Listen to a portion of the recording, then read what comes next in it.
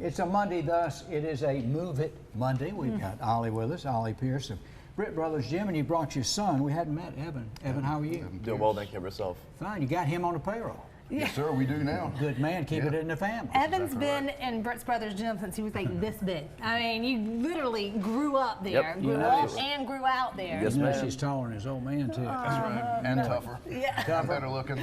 Hey, Talk to us today. We got a chair. I'm gonna lean on it till Yes, you sir. use it. Yes, sir. We have a chair. I'm going to demonstrate a few upper body exercises here in a second. Really focusing primarily on the rotator cuff, the interior part of the shoulder there. I feel like that's what gets hurt a lot in people. It is, and a lot of it is through precarious, the way people do the movements in their exercise program. Yeah. So if you're not bench pressing properly, it increases the risk of tearing or injuring the rotator cuff. So what I want to do today is show a few exercises or a few stretches that we can do that will bring blood flow to the area and strengthen the area too. Okay, and you may bring a couple tears to the eyes. It's a little rough. One thing that Ollie is known for, if you go to Britt's Brothers Gym, it's because that personal attention, that personal training. Before every exercise, you get stretched out, and you think you know how to stretch? When this man's putting all of his muscle on you, stretching out, but it makes such a difference. Huge difference. Such a difference. Yep. And I haven't found anything like that anywhere else. No, so. and the stretches we're getting ready to do right now are for the upper body, and they're going to be really more post-workout. Okay. So it's really more after you get the blood flow in there, the area is warmed up, it's easier to stretch there. All right, well, y'all do your thing. We're just going to kind of stand here. Ev. Sit down there, son. All right, the first one we're going to do is a rotator cuff straight out to the side. Okay. What we're going to do is take a deep breath for me, Evan. And exhale. And that's one of the key things in stretching is breathing. Is the breathing. We want to start off with the basic stuff first.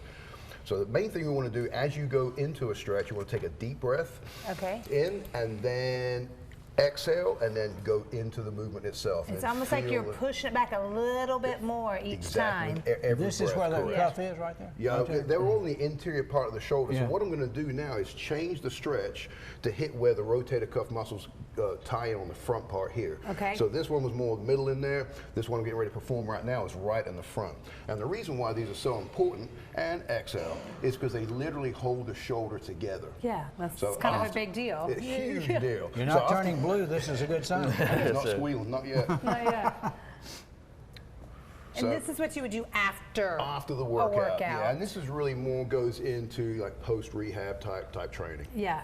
And another one I like to do, which is one of my favorites, not only to stretch out the rotator cuff on the interior part of the shoulder, but by pushing down on the forearm, I get a little stretch on the AC joint here. Okay. So take a deep breath for me, Evan, and exhale. So I'm pushing straight down here with my hand, and I'm pulling back this way to get the torque on the rotator cuff on the interior part of the shoulder there. I mean, this is another reason why you want to be going to someone that knows what they're doing, know how to, you know, that knows how they're saying that. Because if someone else is like, oh yeah, I saw Ollie do it, let me just jerk on your hand a little bit. And that's not how it goes. That cannot work. No, it takes a long time to develop that tactile feel to be able to feel where the limitations are on the individual. Where are you located to start with? We are on Airport Road, right in front of the Humane Society. In Greenville. Yes. And he heads up, what, the wrestling part of your gym? The boxing program. Cardio boxing classes. Cardio boxing classes. Okay. And then he also has a yoga class, which talk about stretching. Yeah. The ultimate form of stretching, which is?